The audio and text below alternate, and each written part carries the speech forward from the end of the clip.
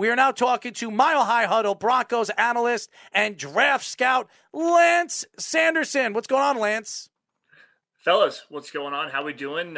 Pleasure to join the show. It's the first time being on here. Errol and Petey, it's nice to be on the show, and thank you guys for having me. What's going on? Absolutely, and why not have you on? I mean, the biggest trade of the weekend, Russell Wilson getting traded over there to your Broncos. Very, very interesting because over the last couple of weeks, there was a lot of stories that Aaron Rodgers was the guy that they were gunning for. Obviously, bringing in the offensive coordinator for the Green Bay Packers, and obviously the weakness of this team really was the quarterback play year in and year out for the last couple of years. Ever since Peyton Manning has retired, this team really hasn't found that guy that was going to fill in for Peyton Manning. So, what were your thoughts when you heard that Russell Wilson was on his way to the Broncos? So, first things first, I want to go back to that just a little bit. The whole Aaron Rodgers decision and that all got announced and everything. Does it not feel like the Russell Wilson trade following like an hour after that was like, squash your vibes here, sir. You've had enough of the attention. Let's get the focus back on the Denver Broncos for just a little bit and just break the sports world for a minute. And that's exactly what it did to me. I was driving in my semi. I'm a semi driver for a living. I was driving back from one of my last stops. I damn near wrecked the damn thing. Like, seriously, it was about like a 3-lane pileup. It was amazing. I was so ecstatic, so excited, just because the Broncos have been in a quarterback carousel since 2015 when they won Super Bowl 50. Obviously, you've got names like Mark Sanchez was in the building, Paxton Lynch, Trevor Siemian, Joe Flacco was in the building at one point, Case Keenum was there, Teddy Bridgewater and Drew Lock. It's just been a non-ending desert. And finally, at the end of this, you're like, when you walk through the desert and you're just begging for a drink of water, you know, you're looking for anything like tap water or something like that. You walk to the end of this desert and finally there's a bottle of water and it's like Fiji or Smart Water, like the best water you could possibly ever get. This is Russell freaking Wilson, guys. This is a top 5 quarterback in the NFL. I don't care what anyone wants to say. I mean, yeah, I understand the finger injury last year. He's kind of fallen off a little bit.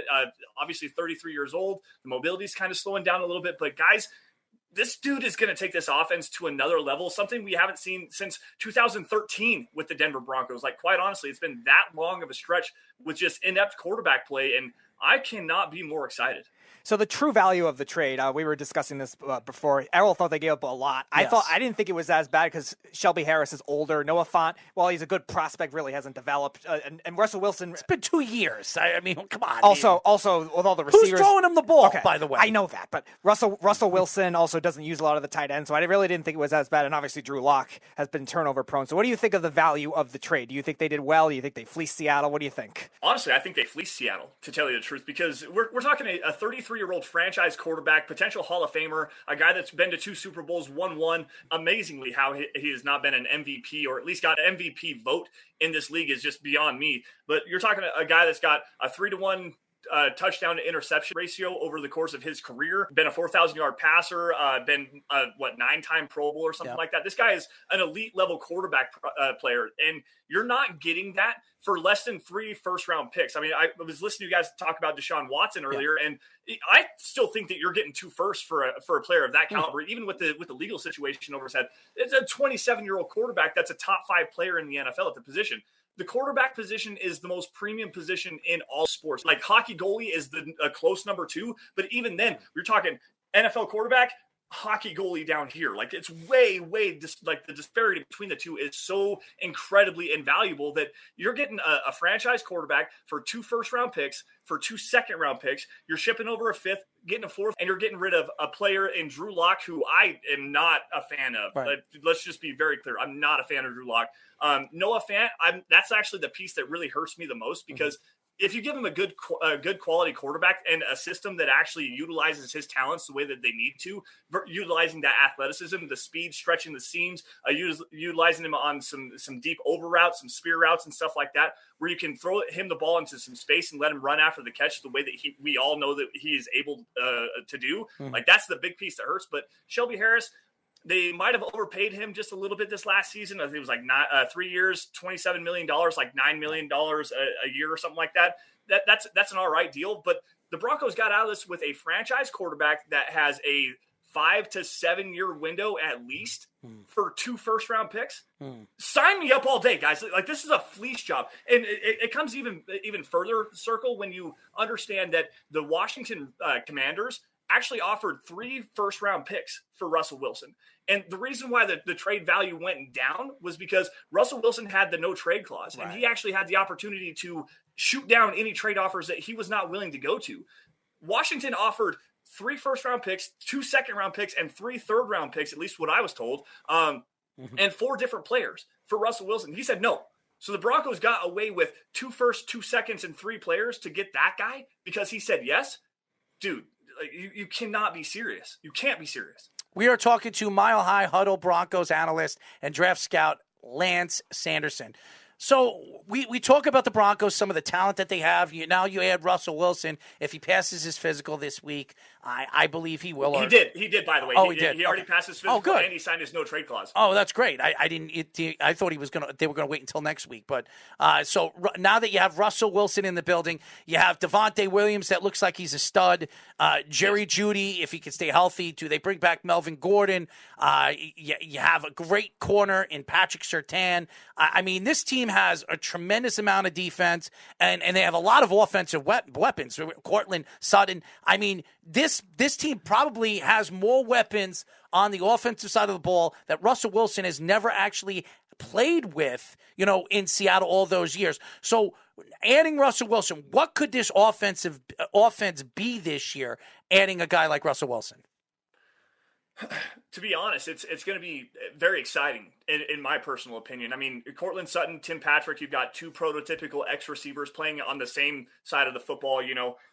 They do a really good job creating separation, run after the catch, very big body, physical catch receivers. It's just an amazing pair of wide receivers. And then you add in a slot guy like a Jerry Jeudy, a guy that is arguably a top 3 route runner, and he's not number 3 in the NFL. A guy that can create instant separation. He has some drop issues, so that's going to be something to watch and monitor going forward with a guy like Russell Wilson, who does like to fit some footballs into some tight windows. The weapons that this guy has now is far and away better than anything he's ever had. No slight to DK Metcalf or to Tyler Lockett. Like, those guys are great wide receivers, but name the 3rd wide receiver on that team.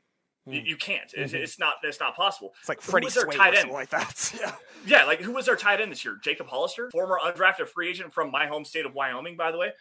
Shout out to Jacob Hollister. But you still have Albert Okawebanam as well, another straight line vertical threat at the tight end position. Javonte Williams, who's a broken tackle machine. I was listening to some Denver Sports Talk radio earlier today, and they're like, Javonte Williams with the physical type of running that he has, you're going to put him into some outside zone stretch situations, bootleg play action stuff. Javonte Williams, is that the next Marshawn Lynch? I don't want to really be that guy, but like that's the kind of player you're looking at here. A guy that can get physical, get down the field, has the ability to break long runs. He's not going to take anything to the house because he doesn't have that long breakaway type of speed. But this offensive system under Nathaniel Hackett, they're going to run a lot of wide zone, bootleg play action plays, and then throw the football deep, which is what Russell Wilson really likes to do. And they've got 3 guys, one specifically in Jerry Jeudy, that can take the top off of the defense, and 2 guys that can go and just go get it, go jump, be the high point receiver, play above the rim, and take the football down and be physical at the point of the catch. So, this could be a very, very exciting offense. And it really wouldn't surprise me to see the Broncos go after a tight end early in the draft this year, like a Trey McBride, or maybe a guy that I really like out of Coastal Carolina, and Isaiah Likely. I like both of those guys too. I actually think McBride is a really good fit in a lot of this modern NFL type thing. So that would definitely be interesting. You're bringing up Hackett before, and obviously it seemed like the path was they were hiring Hackett to possibly lure in Aaron Rodgers at a trade. Instead, they go for Russell Wilson. George Patton, I think, was the one they said he preferred Russell Wilson, even though Aaron Rodgers is Hackett's guy. So do you think how do you think Hackett will have to adjust his offense different from what he is in Green Bay to fit to Russell Wilson's needs? Because we've seen Russell Wilson with a lot of different offensive coordinators in Seattle and kind of create for himself a lot of the time. So a big thing is, and I'm glad you brought that up, the ability to create behind the line of scrimmage and create his own pocket and get out and, play that football, or that schoolyard type of football, that's going to actually kind of be accentuated with what Hackett wants to do from the sound of it. Going back to what Green Bay did, I think a lot of that was kind of predicated off of what Matt LaFleur liked to do, the straight drop pass. I think Nathaniel Hackett wants to incorporate a lot more of the bootleg action, the moving pocket stuff like that, and get his quarterback out on the move. And while Aaron Rodgers is probably top 2 quarterback, like honestly, he's one of the best quarterbacks in the league, and he can throw off of any platform, he can throw off the run and do everything. Russell Wilson is another guy that has a great arm. He can move and throw on the run. He can create with his legs, and he can still extend the play and then do something with the football in his hand or out of his hand. Quite honestly, he's the ability of him to be able to set back behind the line of scrimmage and pinpoint passing and throw into these tight windows and stuff like that. There's a lot to like here. I don't think that there's going to be a whole lot of tweaking that is like specifically to the Matt LaFleur offense. I think they're going to try to incorporate a lot of what Russell Wilson likes to do, which, listening to Mina Kimes earlier today on her podcast, what he likes to do is it's mirrored reads on either side of the field. So he likes to say, all right, well, this side I am reading this side of the field. I'm reading this side of the field. Everything's all the same. Now I can exploit something to work this way. And if my first 2 reads aren't there, I can then create and extend and then throw the deep shot just for the hell of it. So it's going to be a very creative offense, I think, and it's going to be something really fun to watch. We are talking to Mile High Huddle Broncos analyst and draft scout Lance Sanderson. Now, something that really stands out to me when it comes to this Broncos team is their offensive line, which played very well last year. One of the more underrated strengths of this team. Yeah. And Russell Wilson, that comes from Seattle, who had one of their weakest parts of their team was the offensive line year in and year out. They didn't rebuild that offensive line. One of the main reasons why Russell Wilson wanted out of Seattle was the offensive line. What are your thoughts now with the strength? One of the big strengths of this team is their offensive line. What could Russell Wilson do better now with an offensive line this good? To go into the offensive line a little bit more in depth here, they definitely need a right tackle. Of course. Last year they had Bobby Massey is a free agent this year. They've had a revolving door at the right tackle position for a long time.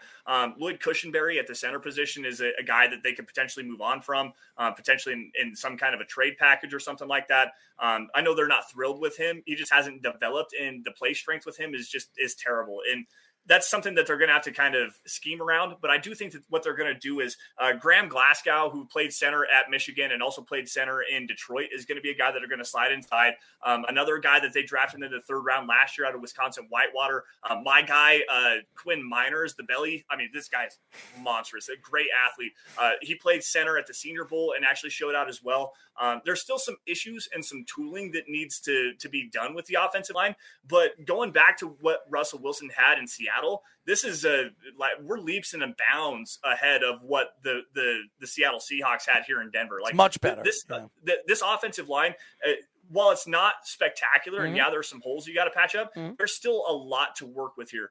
They're going to do a lot better now with this zone scheme where you can get, a guy like Dalton Reisner moving laterally because he's not a guy that you can just put into the phone booth and have him maul a guy down. He's not a gap kind of a player. Get him out into some space and let him chase some guys down. That's what he's going to do. And then Garrett Bowles, man, we got to talk about this guy because he's so athletic and so long. He's so strong. He's got that bully mentality. He's a glass eater, if you know what I mean. Like, this guy is phenomenal. There's a lot of pieces here, and this new scheme for them is going to accentuate that. And then they have a quarterback that has the ability to maneuver within the pocket, get outside, create his own space, create his own running lanes, create his own throwing lanes as well. And I'm so excited for this Broncos offense because we finally have a quarterback that can actually accentuate all of the talent that we do currently have, even with the slight holes that we still have in place.